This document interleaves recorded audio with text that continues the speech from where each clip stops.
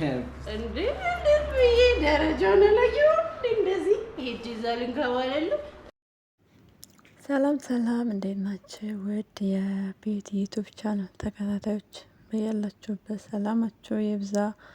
እንደተለመደው ላይክ በማድረግ ጀምሮ ይሄን ቪዲዮ ተወዳጅ የሆነውን ጽናት ተከታታይ ድራማን ስንላችሁ መጥተናል። አዲስ የሆናችሁ ላይክ፣ ሼር፣ ሰብስክራይብ አድርጎ ያው ያልተጠበቀ ነገር ተፈጥሯል። በጣም የሚያሳዝንም በቃ መሆን የሌለበት ነገር ሆኗል። መፍትሄው ምንድነው ትላላችሁ? ኮሜንት ላይ እስኪ ጻፉ ሀሳባቸውን። ጽናትና ኪራ ካሁን በኋላ አብረው መሆን አለባቸው ወይም አብረው መሆን የለባቸውም? ያው መታወቁ ስለማይቀር ማለት ነው። ምን ትላላችሁ? የሆነ ነገር በጣም ከባድ ነው። በትዳር ላይ ዝሙት መስራት በጣም በቃ ክህደት ነው። ጽናት ምን የምትል ይመስላችኋል? ሁላችሁም ሀሳባችሁን ኮሜንት ላይ ጻፉ። ይቅርታ ታድርግለት ወይ ጥላው ትሂድ? እስኪ ሀሳባችሁን ጻፉ። ያው በጣም ከባድ ነው። ወዶና ፈቅዶ አይደለም፣ ነገር ግን እንደኔ እንደ ግል ሀሳብ ማለት ነው። ወዶና ፈቅዶ አይደለም፣ ነገር ግን የሰው ልጅ ራሱን መቆጣጠር ይችላል። ራሱን ያለበትም ቦታ ማየት ማስተዋል በቃ የራሳችን ግዴታና ግዴታ ነው። ኋላ ላይ ወድጄ አይደለም ተገድጄ ነው ወይም አላቅም ምናምን ብለን ያልሆነ በቃ አሳማኝ የማይሆን ነገር ምክንያት ከመስጠት ራሳችንን ያለንበትን ቦታ ማወቅ ግድና ግድ ይላል። ነገር ግን ልጅቷ ተልእኮ አላት። ተልካ ነው በእርግጠኛነት የምትልካት ቤቲ ነች። ያው ምንድነው የተበደለ ሰው በቃ አንዳንድ ጊዜ ይቅርታ አያደርግም፣ አርፎ አይተኛም፣ ሰውን ያበጣብጣል ምናምን በቃ በብዙ ነገር ረብሻለች።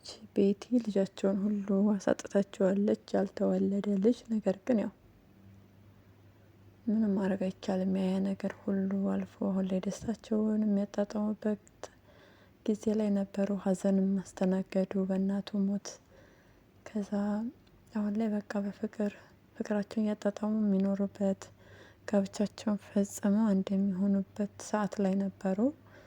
ነገር ግን ይሄ አልሆነም። እየጠበቁ ነበረ ሰርጉ እንዴት እንደሚሆን እያሰቡ በነበረበት ሰዓት ላይ ነው እንግዲህ እንደዚህ ተፈጠረው።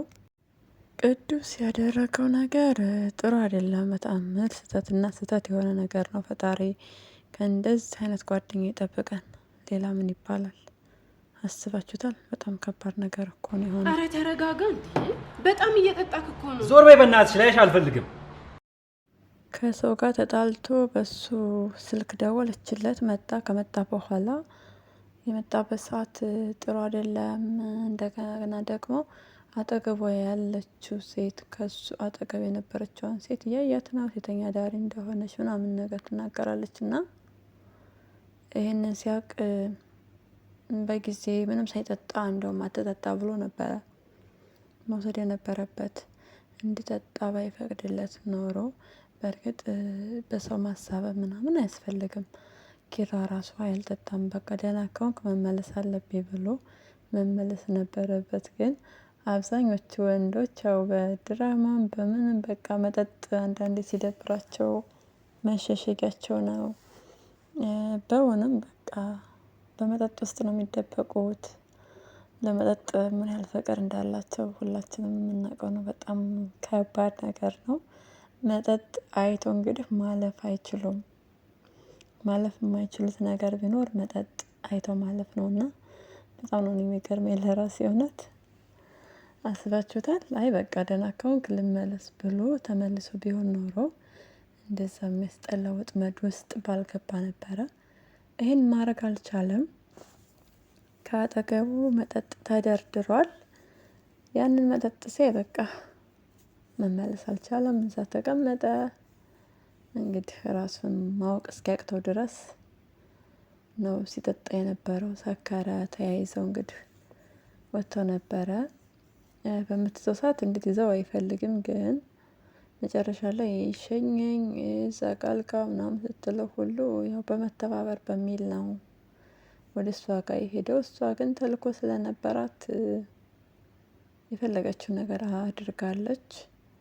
እንደዛ ቢያንስ እንኳን በቃ ቪዲዮም ቀርጻ ምንም ነገር አድርጋ መመለስ ትችል ነበረ። ግን ለቤቱ ድረስ ነው ተከትለው ደግሞ የሄደችው። በጣም ከባድ ነገር ነው። ይሄ ነው አሁን አስቸጋሪ የሚሆነው። በእርግጥ አንድ ሰው መጥፎ ነገር ሰርቶ እሷ ቤት ሄደች ቤት አልሄደች ያው ጸጸቱ ይገለዋል። እንደዚሁም እውነት ተደበቁ አይቀርም። እውነት ነው ሁልጊዜም ቢሆን ይወጣል ይዘገያል እንጂ። እና በጣም አስቸጋሪ ውጥንቅጥ ውስጥ ናቸው ያሉት። እንደውም ቅዱስ መስሎት ነበር እንደዚህ ሴራ ያሴረበት። ነገር ግን ቅዱስ ምንም የሚያውቀው ነገር የለም። ቅዱስ ጥፋቱ እንዳይጠጣ ማድረግ በጊዜ ወደ ቤቱ ቢመልሰው፣ ከጠጣም ደግሞ በቃ አብሮት ቢሆን ጥሎት ባይሄድ ይሻል ነበረ።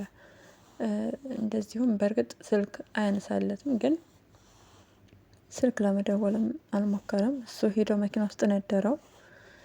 በቃ መኪና ውስጥ ቢያንስ ይደር ብሎ አላሰበም። ምንም ነገር ያሰበለት ነገር የለም በዛ ሰዓት። ይሄን ባለማድረጉ ቅዱስ በራሱ በጸጸት ውስጥ ያለ ሰው ነው፣ እየተጸጸተ ነው። አሁን ደግሞ ይባስ በቃ ጸጸት ውስጥ ገባ እሱ ራሱ ማለት ነው። ያው ጸጸት በጣም ከባድ ነው። ጽናት ደውላ ነበረ እሱ ጋር ስትደውል የሚላት ጠፍቶት በቃ አሁንም በሰላም ነው ወይ በጠዋት ምናምን እያለ በቃ ግራ ገብቶት ነበረ። በሚገርም ሁኔታ ግን ያው አዋርቷታል እንደምንም። አሳማኝና በቂ ያልሆነ ነገር ቢሆንም ያወራት ጽናት በጣም የምታሳዝነው። በቃ አንዱ ነገር አለቀ ስትል የሆነ ነገር፣ አሁን ደግሞ የሆነ ነገር አለቀ ስትባል እንደዛው በጓደኛዋ ምሩ ምክንያትም ስታስብ ነበረ። ከሀሳብ በቃ ከመለቀቋ ደግሞ ሌላ ሀሳብ እሷ ማለቴ ልጅቷ አብራ ከኪራ ጋር በር ላይ ስትጨቃጨቅ ምናምን ነገር በደንብ አልሰማችም። ነገር ግን ምን ሆናችሁ ነው ምናምን ነገር ብላ ገብታለች። ቤት 1-3 ቀን እንድትቀመጥ ለ3 ቀን መታገስ አያቅተንም አይደለ ምናምን ብሏታል። በጣም ተደናግጧል። በጣም በቃ ተረብሿል። ኪራ ያለበት ሁኔታና ስሜት ጥሩ አይደለም። ልጅቷ ደግሞ በቃ ስግጥ ብላለች። እኔ አንተ ፈለክ ቀንና ሰዓት የምታዘኝን ነገር ማደርግ አይደለሁም ብላለች። ስለዚህ እንግዲህ ኪራዬ ጽናቱን ይስጥ፣ ትዕግስቱን ይስጥ። ሌላ ምን ይባላል? በጣም ከባድ ነገር ነው የተፈጠረው። እንደዛ ባይፈጠር ደስ ይል ነበር፣ ግን ተፈጥሯል። ጽናት የሆነ ሰዓት ወይ ሲጨቃጨቁ ትሰማለች። ጽናት ጎበዝ ሴት ስለሆነች ብልሃተኛና ጥበበኛ ሴት መሆን በቃ ልክ እንደ ጽናት ነው። ጽናት በጣም ጎበዝና ታታሪ ሴት ናት። ስለዚህ የሆነ ሰዓት ላይ ሲያወሩ ትሰማቸዋለች። መስማቷ የማይቀር ነገር ነው። በዛ ሰዓት እንግዲህ ያው ትሰበራለች። አትሰበርም፣ አትጎዳም፣ አትታመምም ማለት አይደለም። እያሰበች የነበረችው አሁን ስለ ሰርግ ነው። አባቷ ጋር ሄዳ እንዴት እንደሚጋቡ ስለሱ እያሰበች ባለችበት ሰዓት ባሏ ከአንዲት ሴተኛ ዳሪ ጋር ሄዶ ምናምን ነገር በጣም ከባድ ነው፣ ይከብዳል ስሜቱ። እንግዲህ ስልክ ተደውሎ ሰላም ከተኛበት ላይ ያስባችሁታል። ይሄ በቃ የፈተና በጣም ከባድ የተደራረበ ፈተና ነው በህይወቷ እየገጠማት ያለው። በቃ ፈተናዋ የሚያልቀው መቼ ነው? የእውነት የጽናት ፈተና በቃ ሊያልቅ ሊበቃ ይገባል። ፈተናው በጣም ነው፣ ብዙ ፈተና አሳልፋለች። አሁን ደግሞ እረፍት በምታደርግበት ሰዓት ላይ ፈተና አስባችሁታል። ታማ ነበረ ግን ተሽሏታል።